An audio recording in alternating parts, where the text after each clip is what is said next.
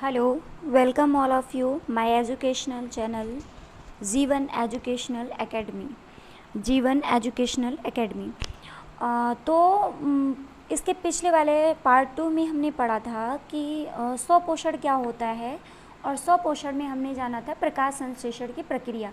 क्या जाना था हमने? प्रकाश संश्लेषण की प्रक्रिया। और इसमें हमने कुछ सवाल भी दिए थे। सवाल ये थे कि एक सवाल ये था कि प्रकाश संश्लेषण के लिए अंतिम उत्पाद क्या होते हैं और प्रकाश संश्लेषण के लिए आवश्यक पदार्थ क्या हैं और प्रकाश संश्लेषण में सूर्य के प्रकाश की क्यों आवश्यकता है, मतलब आवश्यकता क्यों है। तो ये फ़िलहाल मैंने कुछ सवाल दिए थे कि एक पहला तो ये था कि प्रकाश संश्लेषण के लिए अंतिम उत्पाद क्या है और प्रकाश संश्लेषण के लिए आवश्यक पदार्थ क्या है, प्रकाश संश्लेषण में सूर्य के प्रकाश की आवश्यकता क्या है। तो आप लोगों ने अगर आंसर फाइंड आउट कर लिया है तो अच्छी बात है, और अगर नहीं किया है तो इसका जवाब हम ज़रूर बताएंगे। तो प्रकाश संश्लेषण के लिए अंतिम उत्पाद क्या होता है? एक तो होता है ग्लूकोज, जो कि बन जाता है, स्टोर हो जाता है फूड के रूप में, और दूसरा जो होता है वो बनता है ऑक्सीजन, जो कि हमारे वायुमंडल को क्या करता है? शुद्ध करता है, यानी कि हमारे आसपास जो उपस्थित वायु होती है उसको क्या करता है? शुद्ध करता है। तो ये तो हो गया पहले सवाल का जवाब। दूसरा सवाल क्या था? प्रकाश संश्लेषण के लिए आवश्यक पदार्थ क्या क्या हैं? तो प्रकाश संश्लेषण के लिए आवश्यक पदार्थ, जैसे कि प्रकाश संश्लेषण है तो सबसे पहले प्रकाश की ही आवश्यकता होगी। दूसरा क्या होता है? जल की भी आवश्यकता होती है। और तीसरा क्या होता है? Carbon dioxide. ये मुख्य रूप से आवश्यक होते हैं। और चौथा ये होता है कि पर्णहरिम यानी कि क्लोरोफाइल का भी होना आवश्यक है। तो ये इसलिए आवश्यक होता है, प्रकाश संश्लेषण से ऊर्जा प्राप्त होती है, और जो है उसको क्या कहते हैं, जल जो है वो ऑक्सीजन गैस मुक्त करता है और हाइड्रोजन आयन और इलेक्ट्रॉन आयन मुक्त करता है, जो कि आगे ऊर्जा के रूप में काम आता है। और कार्बन डाइऑक्साइड ही जो है वो ग्लूकोज में कन्वर्ट होता है। और पर्णहरिम क्या होता है कि पर्णहरिम ही जो है वो क्या करता है कि प्रकाश की ऊर्जा को रासायनिक ऊर्जा में बदलता है, जिससे जल क्या होता है? टूटता है और ऑक्सीजन गैस मुक्त होती है। अब प्रकाश संश्लेषण में सूर्य के प्रकाश की आवश्यकता क्यों होती है? क्योंकि जो कार्बन डाइऑक्साइड से ग्लूकोज बनने की प्रक्रिया है उसमें चाहिए ऊर्जा, है ना।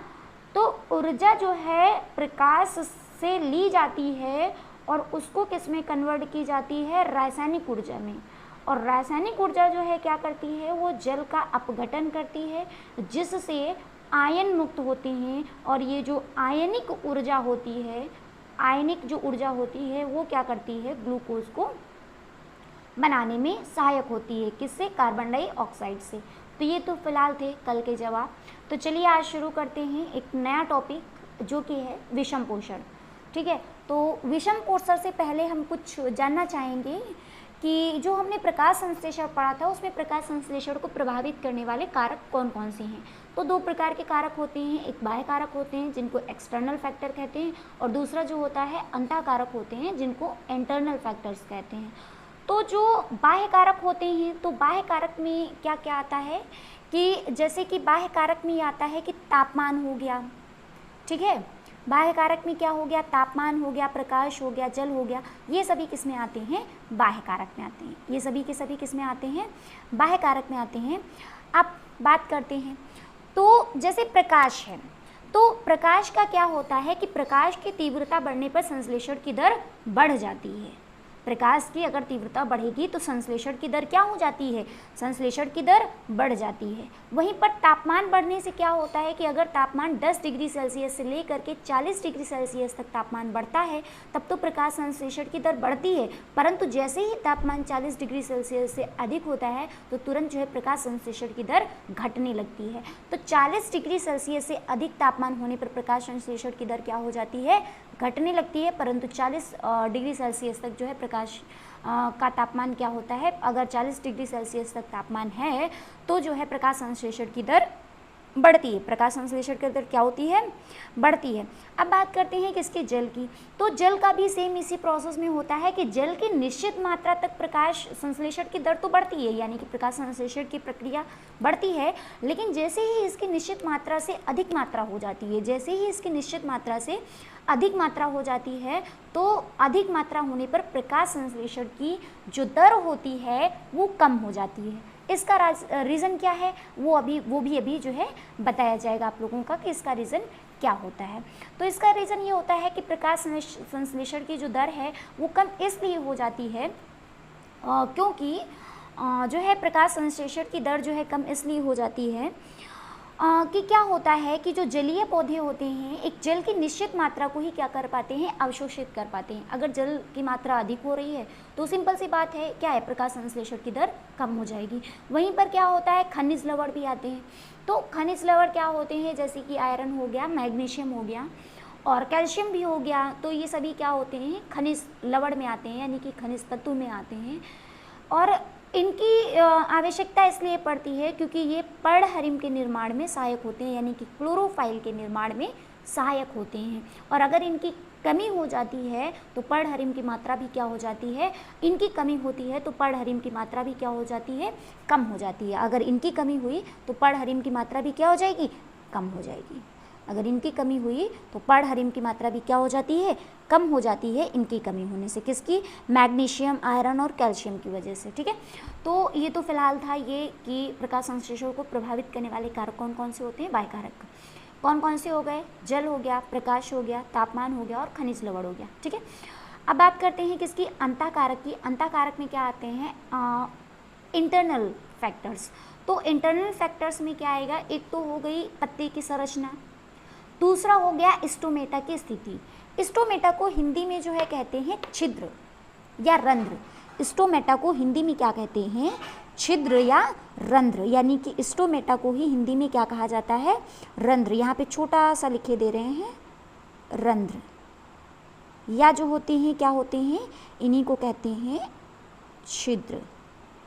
ठीक है, तो स्टोमेटा क्या होते हैं? रंध्र या छिद्र होते हैं। तो स्टोमेटा की स्थिति भी निर्धारित करती है कि प्रकाश संश्लेषण की जो प्रक्रिया है वो कैसी होगी, क्योंकि ये होता है कि जहाँ पर जो होता है प्रोसेस ये आती है कि जहाँ पर क्या कहा जाता है कि जहाँ पर स्टोमेटा अधिक होते हैं, जहाँ पर जो है छिद्र अधिक होते हैं, जहाँ पर क्या होते हैं? छिद्र अधिक होते हैं, स्टोमेटा अधिक उपस्थित होते हैं, तो सिंपल सी बात है वहाँ पर जो है कार्बन डाइऑक्साइड भी अधिक अवशोषित की जाएगी, क्योंकि छिद्रों के माध्यम से ही गैसों का आदान प्रदान होता है। ठीक है, जल वाष्प भी वहीं से जाता है। तो क्या होता है कि जो स्टोमेटा की स्थिति होती है कि कितने स्टोमेटा की संख्या स्थिति है, तो उसके आधार पर भी प्रकाश संश्लेषण की क्रिया क्या होती है? निश्चित होती है, उसकी दर घट और बढ़ सकती है।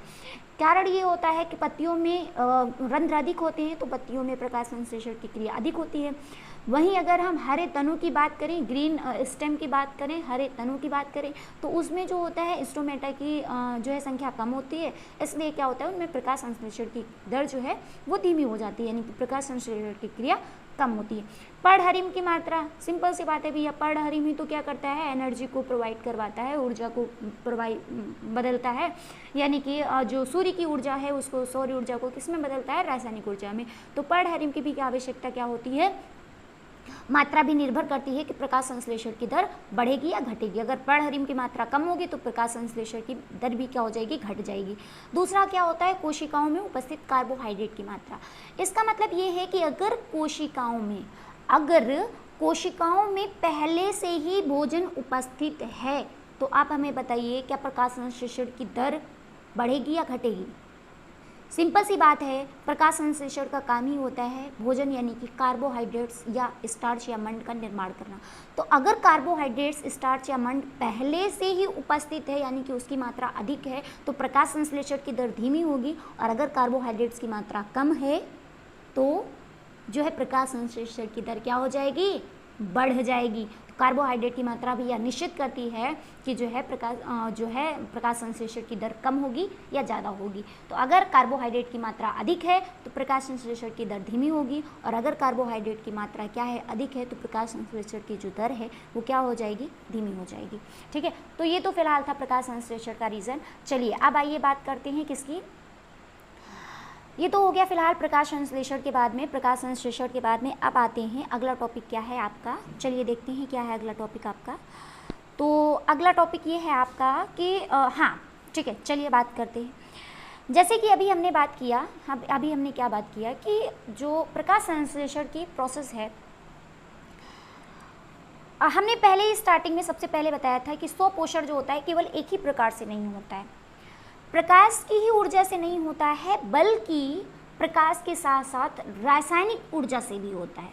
ठीक है, तो ये किस में होता था, ये मैंने बताया भी था कि ये जीवाणुओं में होता है। जो सल्फर जीवाणु हो गए, ठीक है, सल्फर जीवाणु हो गए, आयरन बैक्टीरिया हो गए, हाइड्रोजन बैक्टीरिया हो गए, तो ये क्या करते हैं कि ये भी जो होता है सल्फर, हाइड्रोजन और आयरन से ऊर्जा को लेते हैं, यानी कि एनर्जी को लेते हैं और फिर उस एनर्जी से अपने भोजन का निर्माण करते हैं। तो ये प्रोसेस कौन सी थी, रसायन संश्लेषण की। ज़रूरी नहीं है, बहुत इंपॉर्टेंट नहीं है, पर हाँ ज़रूरी है, अगर ऑप्शनल में आ रहा है तो आप कर सकते हैं।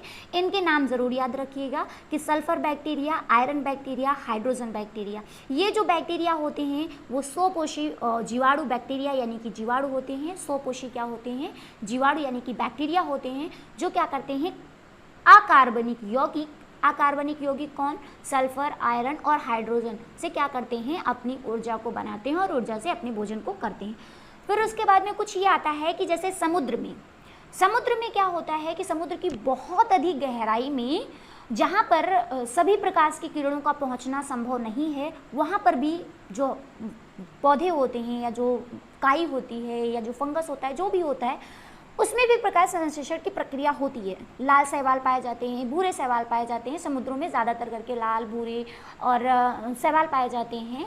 और तो ये जो शैवाल होते हैं इनमें भी प्रकाश संश्लेषण, भाई ये भी तो अपना भोजन स्वयं ही बनाएंगे, तो इनमें भी प्रकाश संश्लेषण की प्रक्रिया होती है।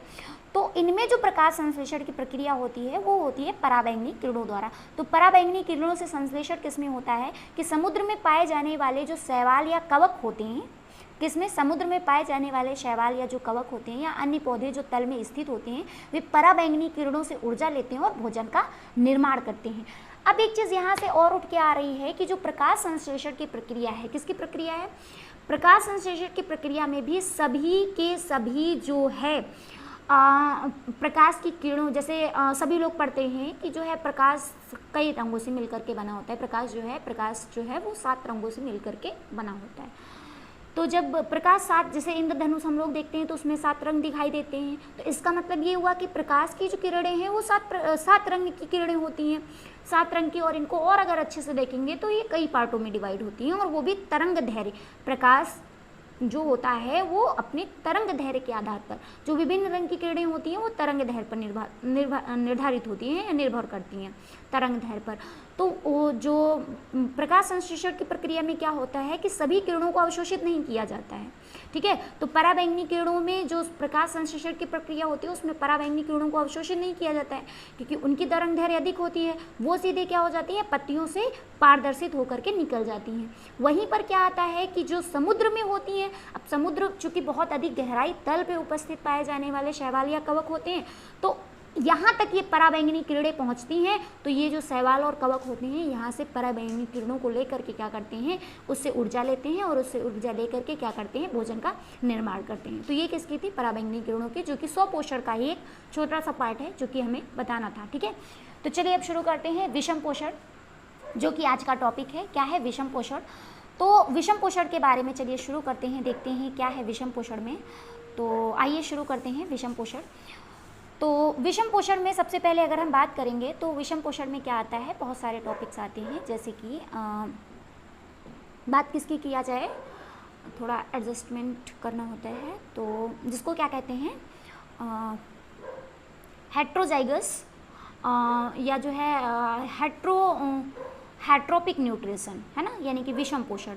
तो हेट्रोपिक न्यूट्रिशन में क्या आता है कि जो इसमें होते हैं विभिन्न प्रकार के जीव आते हैं, यानी कि विषम पोषण में जो विषम पोषण करते हैं वो विषम पोषी जीव होते हैं, और वो विभिन्न प्रकार के विषम पोषी जीव होते हैं। वो जीव अच्छा कौन कौन से होते हैं, वो जीव होते हैं शाकाहारी, ठीक, मांसाहारी, मृतुपरजीवी, परजीवी और अपमार्जक, ठीक है, कौन से, विषम पोषी में। तो विषमपोषी पोषण में कौन कौन से आते हैं? शाकाहारी, मांसाहारी, मृतोपरजीवी, परजीवी और अपमार्जक। इनके बारे में थोड़ी सी जानकारी इकट्ठा करते हैं, ज़्यादा नहीं, ज़्यादा आगे इकट्ठा करेंगे, बस थोड़ी सी जानकारी जो है क्या करते हैं, इकट्ठा करते हैं। तो विषम पोषण में जैसे हमने बात की शाकाहारी, तो शाकाहारी वो आते हैं जो केवल और केवल स्वपोषण वाले पौधों पर ही निर्भर होते हैं, यानी कि उन पर निर्भर होते हैं जो स्वपोषण करते हैं, जैसे कि हरे पेड़ पौधे हो गए, ठीक है, उन पर जो निर्भर होते हैं वो शाकाहारी होते हैं। अब शाकाहारी में इसमें जो है वो सभी आएंगे जो केवल हरी घास पत्तियाँ ही खाते हैं। अब मांसाहारी क्या होते हैं? मांसाहारी में केवल और केवल वो आएंगे जो क्या होते हैं, केवल और केवल क्या होते हैं, मांस मछलियाँ खाते हैं, वो शाक खाते ही नहीं हैं, जैसे शेर, बाघ, चीता हो गए। तो ये बड़े बड़े मांसाहारी, उच्च मांसाहारी श्रेणी कैटेगरी में आते हैं, जो कि क्या करते हैं, केवल और केवल जो है मांस से ही भोजन को ग्रहण करते हैं। अब मृतोपरजीवी की बात करते हैं, तो मृतोपरजीवी में क्या आता है कि वो जीव जो सड़े गले या मरे हुए पदार्थों से पोषण लेते हैं उनको क्या कहते हैं, मृतोजीवी कहते हैं। और मृतोपजीवी में अपमार्जक भी एक तरीके से आते हैं, तो ये थोड़ा अलग हैं, इसीलिए इनको अलग लिखा है। अभी बताएंगे ये दोनों किस प्रकार से अलग हैं। मृतोजीवी में अधिकांश वो आते हैं, शैवाल आते हैं, जो कि जैसे कोई पेड़ टूट गया या कोई गोबर पड़ा हुआ है या पत्तियाँ टूट गई हैं, तो वहाँ पर जो शैवाल उगते हैं तो वो शैवाल क्या होते हैं कि उनसे जो पोषण बनता है, उनसे जो जीव वहाँ पे उत्पन्न होते हैं उनको मृतोपरजीवी कहते हैं। इसका एक एग्जाम्पल बहुत बढ़िया है, जिसको हम लोग क्या कहते हैं, जिसको कहा जाता है मशरूम, ठीक है, मशरूम हो गया, पाइरुलिना हो गया। तो ये जो कुछ खाए जाने वाले होते हैं, मशरूम को तो सभी लोग खाते हैं, तो ये क्या है, मृतोपरजीवी है। परजीवी क्या होते हैं, जो दूसरे के जीवों पर उपस्थित होकर के और दूसरों के जीवों से क्या करते हैं, अपने पोषण को प्रदान करते हैं, वो परजीवी में आते हैं। जैसे कि जू हो गया, खटमल हो गया, विभिन्न प्रकार के बैक्टीरिया हो गए जो मनुष्य के शरीर में या अन्य जानवरों के शरीर में प्रवेश करके वहाँ से अपना पोषण लेते हैं। इसके अलावा जो है वायरस, विषाणु भी हो गए जो क्या करते हैं, विभिन्न जीवों में घुस करके उसका क्या करते हैं, वहाँ से पोषण प्रदान करते हैं। अब अपमार्जक क्या आते हैं? अपमार्जक वो होते हैं जो एक तरीके से इनको हम बैक्टीरिया ही कहेंगे। ये वो बैक्टीरिया हैं, ध्यान से समझना, ये वो बैक्टीरिया हैं जो क्या करते हैं, जैसे कोई छोटा सा जीव मर गया या कोई बड़ा सा जीव मर गया या कोई फल रखा हुआ है, वो धीरे धीरे क्या होता है, सड़ जाता है, पूरी तरीके से वो अपघटित हो जाता है, डीकम्पोज हो जाता है, उसका नामो निशान नहीं बचता है, कुछ ही पार्ट बचता है, ठीक है, जैसे कि हड्डियाँ वगैरह हो गई या जो है फल वगैरह में बचा हुआ जो पार्ट, जो अकार्बनिक पार्ट है, ठीक है। तो ये जीवाणु क्या करते हैं, उनसे पोषण लेते हैं, ठीक है, उनको क्या करते हैं, पूरी तरीके से अपघटित कर देते हैं, इसलिए इनको अपघटक भी कहते हैं। इसलिए इनको क्या कहते हैं, अपघटक भी कहते हैं, ठीक है, इसलिए इनको अपघटक भी कहते हैं, क्योंकि ये अपघटन की क्रिया करते हैं, यानी कि कई सारी चीज़ों को क्या कर देते हैं, अपघटित कर देते हैं, इसलिए इनको अपघटन की प्रक्रिया कर देते हैं। साफ साफ समझ में नहीं आ रहा होगा क्योंकि लिखते नहीं बनना है, ठीक है, हाँ अब हो गया, समझ में आ रहा होगा, ठीक है। आगे किसकी बात करते हैं, जो विषम पोषण होता है, विषम पोषण में जो होता है, जो जीव होते हैं विषम पोषी, उनमें जो भोजन को करने की प्रोसेस होती है, जो भोजन को लेने की प्रोसेस होती है, वो कई स्टेप में होती है। तो विषम पोषक जो होते हैं, जो विषम पोषी होते हैं, उनमें जो पोषण होता है उसके कई सारे पद होते हैं। एक तो होता है कौन सा, अंतर्ग्रहण, दूसरा कौन सा होता है, पाचन, तीसरा कौन सा होता है, अवशोषण, चौथा कौन सा होता है, स्वांगीकरण और मल विसर्जन। इनके बारे में थोड़ा थोड़ा सा समझेंगे, बस ज़्यादा नहीं, बाकी आगे समझेंगे। तो अंतर्ग्रहण क्या होता है कि अंतर्ग्रहण में क्या किया जाता है कि जो है भोजन को लिया जाता है, ग्रहण किया जाता है, जो बाहर भोजन है उसको लिया जाता है। तो विभिन्न जीवों में अलग अलग प्रकार की ये प्रोसेस होती है, ठीक है। और पाचन क्या होता है, फिर उसके बाद में उस भोजन को पचा करके, मतलब डाइजेस्ट करना तो सभी लोग जानते हैं, फिर अवशोषित करना, यानी कि उसमें जो उपयोगी तत्व हैं उनको ले लेना। स्वांगीकरण क्या होता है, उपयोगी तत्वों को जो लिया जाता है उनको अपने बॉडी डेवलपमेंट यानी कि शरीर निर्माण के लिए उपयोग में कर लेना वो स्वांगीकरण कहलाता है। वो क्या कहलाता है? स्वांगीकरण कहलाता है। वो क्या कहलाता है? स्वांगीकरण। तो अंतर्ग्रहण भोजन को लेना, पाचन उसको तोड़ फोड़ देना, अवशोषण उसमें से जो उपयोगी पदार्थ हैं उनको खींच लेना, स्वांगीकरण जो खींचे हुए पदार्थ हैं उनको क्या करना, अपने उपयोगिता अनुसार यानी कि अपने शारीरिक अनुसार क्या करना, शरीर के निर्माण के लिए उपयोग में कर लेना। बाकी क्या होता है, जो अपचा पदार्थ बचता है, ठीक है, उसको क्या किया जाता है, शरीर से बाहर निकाल दिया जाता है, जिसको कहा जाता है मल विसर्जन। क्या कहा जाता है? मल विसर्जन। इसको क्या कहा जाता है? मल विसर्जन। सा दिख रहा है? मल विसर्जन। ठीक है, तो ये हो गया मल विसर्जन। ठीक है, तो अब आगे आते हैं। फिलहाल ये इतना हो गया, अब देखते हैं आगे क्या प्रोसेस है।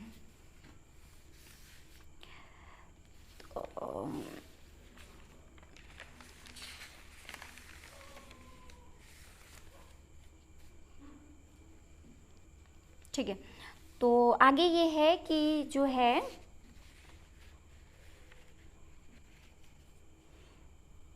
विभिन्न जीवों में भोजन का अंतर्ग्रहण। ठीक है, तो विभिन्न जीवों में भोजन का अंतर्ग्रहण। अच्छा ठीक है, इसके बारे में थोड़ा समझते हैं। जैसे विभिन्न अलग अलग प्रकार के जीव होते हैं, तो उनमें जो भोजन को ग्रहण करने की प्रोसेस भी होगी वो भी अलग अलग होगी। जैसे हाइड्रा की बात करते हैं, तो हाइड्रा में क्या होता है कि स्पर्शक के द्वारा, किसके द्वारा? स्पर्शक के द्वारा भोजन को मुख तक पहुंचाया जाता है। अब ये स्पर्शक क्या होते हैं?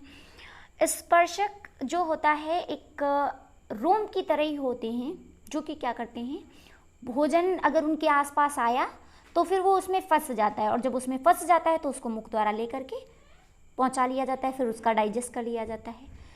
कीटों में जो होता है विभिन्न मुखांग होते हैं, जो भोजन को पकड़ते हैं, कुतरते हैं, चबाते हैं, चूसने का काम करते हैं सब। ठीक है, उसके बाद में फिर किसकी बात करते हैं? मछलियों की। तो मछलियों में क्या आता है, जल की धारा के साथ, जो जल की धारा के साथ जो भोजन आ रहा है, किसके साथ? जल की धारा के साथ जो भोजन आ रहा है उसको क्या कर लिया जाता है? ग्रहण कर लिया जाता है। ठीक है, फिर उसके बाद में डाइजेस्ट किया जाता है। वहीं क्या होता है कि जो स्तनधारी होते हैं, स्तनधारी यानी कि जो मैमल्स होते हैं, उनमें क्या होता है, विभिन्न प्रकार के दांत होते हैं, और जो भोजन को क्या करते हैं, ग्रहण करके उसको कुतरते हैं, काटते हैं, चबाते हैं, पीसते हैं। तो ये हो गया। अब ये तो फिलहाल छोटी मोटी बातें थी जो जानकारी के लिए ज़रूरी थी, हो गई। अब मेन ये आता है कि कुछ आप लोगों के उसमें पैटर्न में पूछा जाता है कि किसमें किस प्रकार से जो है पोषण होता है। पूछा जाता है कि अमीबा क्या है, और अमीबा के पोषण की प्रक्रिया के बारे में पूछा जाता है। तो चलिए अमीबा की जो है पोषण की प्रक्रिया के बारे में जानते हैं। तो अमीबा में जो होता है वो पोषण की प्रक्रिया क्या होती है, देखिए बताते हैं अभी आपको। तो पहले सबसे पहले अमीबा को थोड़ा बहुत जान लेते हैं, फिर उसके बाद में आगे बढ़ते हैं। तो अमीबा क्या होता है कि यह एक ऐसी जगह पाया जाने वाला जीव होता है, कैसी जगह? ऐसी जगह पाया जाने वाला जीव होता है जहाँ पे कीचड़ हो, जल हो या नमी हो। ठीक है, और एक सूक्ष्म एक कोशिकीय जीव होता है। सूक्ष्म जीव होता है, एक कोशिकीय जीव होता है। और अगर प्रोकैरियोटिक यूकैरियोटिक आप लोग जानते हैं, 9th में पढ़ा होगा, तो ये जो है प्रोकैरियोटिक नहीं यूकैरियोटिक कोशिकीय जीव है। ठीक है, अब एक कोशिकीय जीव जितने भी होते हैं उनमें सभी में क्या होता है, जो जैविक क्रियाएं होती हैं वो कोशिका के जीव द्रव्य में ही होती हैं। तो वैसे ही अमीबा भी है। अमीबा में भी क्या होता है कि जितनी भी जैविक क्रियाएं होती हैं वो कहाँ होती हैं? जीव द्रव्य में होती हैं। फिर वो चाहे पोषण हो, कुछ भी हो, पोषण है, शोषण है, उत्सर्जन है, ठीक है, वो सब किसके द्वारा होती हैं? जीव द्रव्य के द्वारा होती हैं। अब बात करते हैं इनमें गमन किसके द्वारा होता है। तो गमन के लिए कूटपाद होते हैं। कूटपाद क्या होते हैं? ऐसे पैर जो बनते और बिगड़ते रहते हैं। चूँकि ये एक कोशिकीय जीव है, कैसा जीव है? एक कोशिकीय जीव है। अगर ये एक कोशिकीय जीव है तो सिंपल सी बात है, अगर ये एक कोशिकीय जीव है तो इसमें एक ही कोशिका होगी, और जब एक ही कोशिका होगी तो पैर कहाँ से होंगे? तो जो कोशिका है उस कोशिका का ही जीव द्रव्य इस तरीके से मतलब बहता है, द्रव कर बहता है कि वो पैर बना लेता है, जिसको क्या कहते हैं, कूटपाद कहते हैं। ठीक है, तो उनको क्या कहते हैं, उसको कूटपाद कहते हैं। अब उसके बाद में क्या होता है कि जो अमीबा होता है, अमीबा में जो भोजन ग्रहण होता है वो कूटपाद के द्वारा ही होता है। अमीबा में जो भोजन ग्रहण होता है वो किसके द्वारा होता है, कूटपाद के द्वारा ही होता है। ठीक है, तो चलिए, अमीबा में भोजन ग्रहण किसके द्वारा होता है, कूटपाद के द्वारा होता है। अब बात किसकी करते हैं, भोजन खाद्य धानी में होता है जो पूरे कोशिका द्रव्य में भ्रमण करती है और भोजन का पाचन होता है। ठीक है, जैसे कि आप पहले ये डायग्राम देख लीजिए, उसके बाद में फिर बताते हैं। क्या है कि ये है डायग्राम अमीबा का। ठीक है, अगर आप सभी लोगों ने अमीबा के बारे में जाना होगा तो ये डायग्राम है। डायग्राम क्या है कि ये अमीबा की संरचना है, ठीक, जिसमें ये जो भरा हुआ लिक्विड है उसको जीव द्रव्य कहते हैं, और बाकी ये जो छोटे छोटे ब्लैक मैंने डॉट्स बना रखे हैं जिनको खाद्यदानी कहते हैं। अभी खाद्यदानी बताएंगे कैसे बनता है। ये जो हमको दिख रहे हैं यही है कूटपाद, जो बनते और बिगड़ते रहते हैं। ठीक है, अभी इसमें ये हैं और इसमें ये वाले अब हो गए कूटपाद, है ना, इसमें ये दोनों 3 हैं कूटपाद, तो ये बनते और बिगड़ते रहते हैं। अब ये मान के चलिए रखा हुआ है पोषण, अब ये इस तरीके से घूमते घूमते आएगा, तो यहाँ का ये जो स्ट्रक्चर है ये एक कूटपाद बना लेगा, जो कि यहाँ पे बन गया। अब ये 2 पैर हो गए, अब इन दोनों पैरों के बीच में ये पोषण क्या होगा, फंस जाएगा। जब ये फंस जाएगा तो यहाँ पे एक सिंपल सी बात है, लेयर झिल्ली तो होगी ही, क्योंकि ये एक कोशिकीय जीव है तो कोशिका झिल्ली होगी, और अगर कोशिका झिल्ली होगी तो कोशिका झिल्ली के साथ में ये कि लेयर के साथ में ये पूरा ये जो पोषण है वो बंध जाता है। तो लेयर के साथ में ये जब पोषण क्या हो जाता है, बंध जाता है, तो ये क्या बना लेता है, खाद्य धानी। क्या बना लेता है, खाद्य धानी, जो कि अभी हमने खाद्य धानी देखी थी। फिर जो हमारी ये जो खाद्य धानी पूरे इसमें द्रव्य में भ्रमण करती रहती हैं, धीरे धीरे घूमती रहती हैं, और वहीं से उसका क्या होता है, अवशोषण होता रहता है, स्वांगीकरण होता रहता है, और फिर ये खाद्य धानी क्या होती हैं, ऐसा पार्ट जो भोजन को पाचन नहीं हो सकता है, पाचित नहीं हो सकता है, वो सतह पर जाता है, और सतह पर जा करके क्या हो जाता है, सतह से बाहर विसर्जित हो जाता है। ठीक, ये पोषण की प्रक्रिया थी किसमें, अमीबा में। तो अमीबा में भोजन जो होता है, भोजन का ग्रहण जो होता है वो किसके माध्यम से होता है, कूटपाद के द्वारा होता है। किसके माध्यम से होता है, कूटपाद के द्वारा होता है। भोजन खाद्य धानी में होते हैं जो पूरे कोशिका द्रव्य में भ्रमण करती है, जैसे कि अभी हमने बताया भोजन किस में होता है, खाद्य धानी में होता है, वो पूरी कोशिका द्रव्य में भ्रमण करती है और भोजन का पाचन होता है।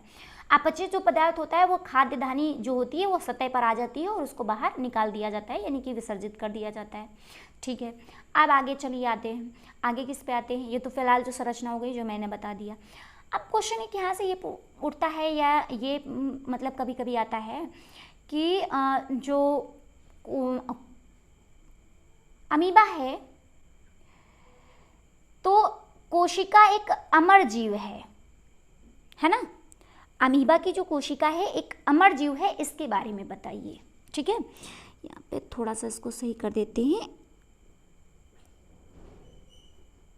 अमीबा की कोशिका, अमीबा की कोशिका क्या है, एक अमर जीव है। अमीबा की कोशिका क्या है, एक अमर जीव है। ये कैसे है, यह क्वेश्चन पूछा जाता है कि अमीबा जो है कैसा है, अमर जीव है, तो इसके बारे में ज़रा बताइए। तो आप क्या बताएंगे, तो जैसे हमने कहा कि क्या होता है कि जब क्या होता है, अमीबा जल में पाया जाने वाला जीव है। कहाँ पर पाया जाने वाला है, जल में पाया जाने वाला जीव है, या जल के आसपास कीचड़ में पाया जाने वाला जीव है। तो जब जल नहीं होता है, क्या नहीं होता है, जल नहीं होता है, तो ऐसी स्थिति जो होगी अमीबा के विपरीत होगी। तो जो अमीबा के विपरीत होगी उसको क्या कहते हैं, प्रतिकूल परिस्थितियाँ। तो प्रतिकूल परिस्थितियों में अमीबा क्या करता है, एक लिक्विड बहता है, लिक्विड को स्रावित करता है, चूँकि वो जल में रहता है तो उसकी आउटर लेयर चिपचिपी लसीली होती ही है, तो वो एक लेयर होती है जिसका नाम क्या होता है, सिस्ट। क्या होता है, सिस्ट। और ये जो लिक्विड होता है वो सिस्ट होता है, और सिस्ट का ही एक आवरण बन जाता है, जो कि क्या होता है, बहुत कठोर होता है, तापमान को सह सकता है, ठीक है, और ठंडी को भी सह सकता है ना, अधिक तापमान कम तापमान दोनों को सह सकता है। ठीक है। तो आवरण बना लेता है जिससे उसका जीव द्रव्य क्या रहता है, सुरक्षित रहता है। हर कंडीशन में उसका जीव द्रव्य क्या होता है, सुरक्षित रहता है। और जीव द्रव्य जो होता है वो एक बीज के रूप में बन जाता है। जैसे बीज होता है उसके चारों ओर खोखला आवरण होता है, बीज के चारों ओर आवरण देखो, वैसे ही क्या होता है, और अंदर बीज का पूरा पोर्शन होता है जो कि अंकुरण करता है। वैसे ही अमीबा क्या होता है कि अमीबा के चारों ओर जो सिस्ट का पदार्थ होता है वो एक आवरण बना लेता है। और वो आवरण जो होता है और जो अंदर उसके अंदर ये जो भरा हुआ जीव द्रव्य है, जो अभी आप लोगों ने देखा था, ये जो अंदर भरा हुआ जीव द्रव्य है वो एक ठोस पदार्थ बन जाता है। कैसा पदार्थ बन जाता है, ठोस बन जाता है। और ये जो लेयर है चारों तरफ दिख रही है, यहाँ से एक पदार्थ स्रावित होता है जो चिपचिपा होता है, और जैसे कि जेली समान, ठीक है, जेली समान होता है। तो वो क्या होता है कि ये चारों ओर निकलता है तो वो कठोर आवरण बना लेता है। और वो आवरण तापमान भी सह सकता है, कम तापमान अधिक तापमान दोनों को सह सकता है। तो इस कंडीशन में क्या होता है कि जो है वो क्या करता है, जीव द्रव्य उसका सुरक्षित रहता है। और जैसे ही अनुकूल परिस्थितियाँ आती हैं, अनुकूल परिस्थितियाँ का मतलब क्या होता है, पानी बरसा, उसको पानी मिला, तो वो क्या करता है, जो उसका ये जो सिस्ट का आवरण है वो ऑटोमेटिक क्या हो जाता है, फूल जाता है। ठीक, लेई जैसा पदार्थ होता है, ऐसे ही आप लोग देखो लेई सूख जाती है कितनी कड़क हो जाती है, और जब वो गीली होती है तो वो लचीली होती है। सेम वही प्रोसेस है।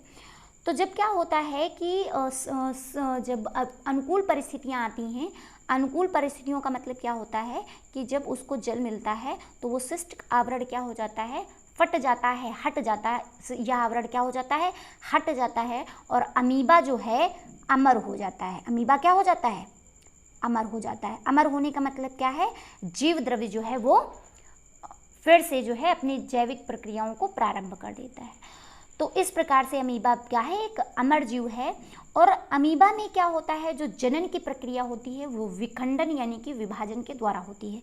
अच्छा, विखंडन विभाजन क्या होता है इसके बारे में भी थोड़ा बहुत जान लेते हैं। तो विखंडन विभाजन जैसे कि मैंने कहा क्या होता है, चलिए देखते हैं। जैसे ये एक कोशिका है, ये एक कोशिका है, ठीक है। अमीबा की ही हमने, चलो अमीबा ही हमने ये बना दिया, ये कोशिका अमीबा ही हमने बना दिया। इसके अंदर ये भरा हुआ द्रव्य है, ये खाद्य धानी हो गई, ठीक है। और ये जो है इसके कूटपाद हो गए। तो अब हम क्या देखते हैं कि ये जो अमीबा है वो क्या होता है कि दो पार्टों में बट गया। जैसे एक कोशिका दो कोशिकाओं में बटती है, वैसे ही ये अमीबा जो है वो दो पार्टों में बट गया। तो ये अमीबा जब दो पार्टों में बट गया तो लो हो गए दो जीवों का निर्माण। हो सकता है ये 2 से 3 भागों में बट जाए। तो इसी प्रोसेस को क्या कहते हैं, विखंडन कहते हैं। तो विभाजन और विखंडन में थोड़ा सा अंतर होता है। जब एक कोशिका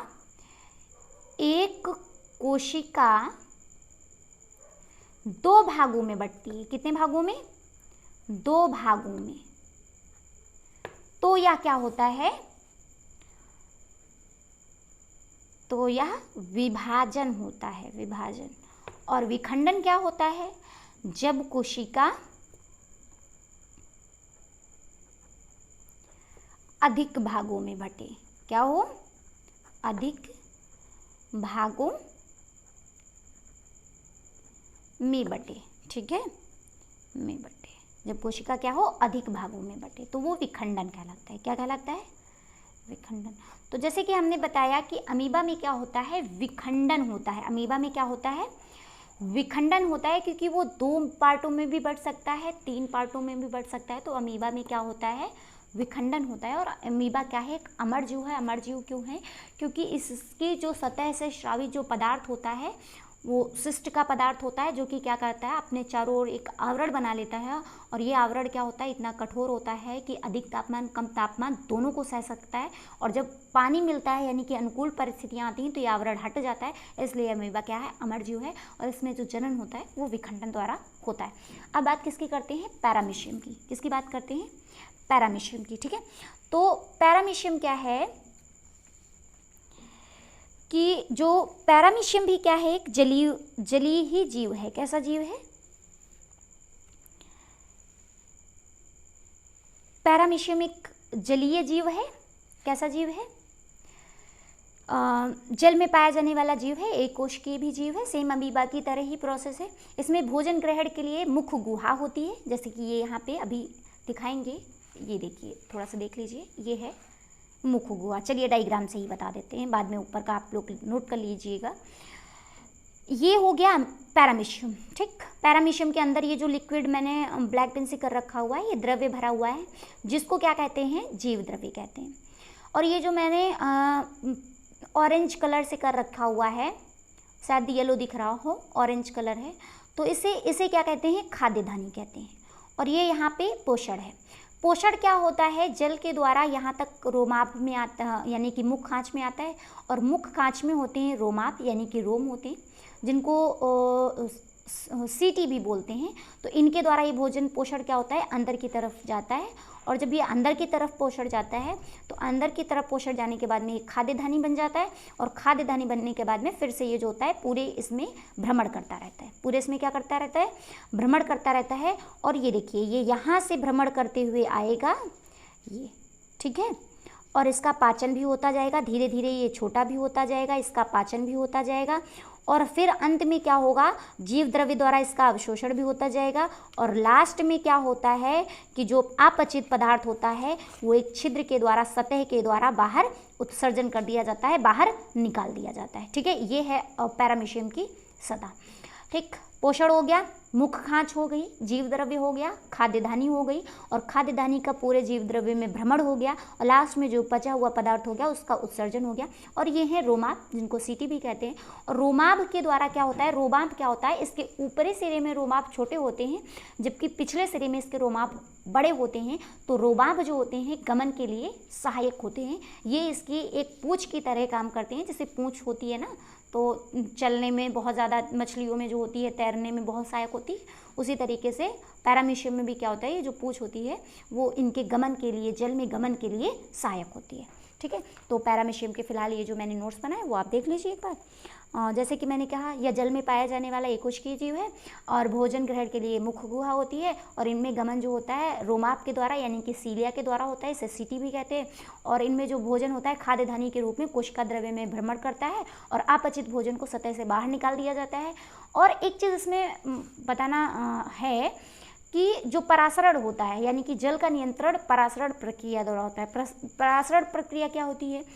क्योंकि ये जलीय जीव है, तो जब इसके जीव द्रव्य में जल की मात्रा अधिक होती है, यानी कि इतनी अधिक हो जाती है जो कि क्या हो, इसकी मतलब इतनी अधिक हो जाए जो कि क्या हो, इसकी यानी कि जो जितनी होनी चाहिए उससे अधिक हो जाए, तो इसकी सतह क्या होती है? संकुचित हो जाती है, और जिससे जो एक्स्ट्रा जो जल होता है वो सतह से बाहर निकल जाता है, ठीक है।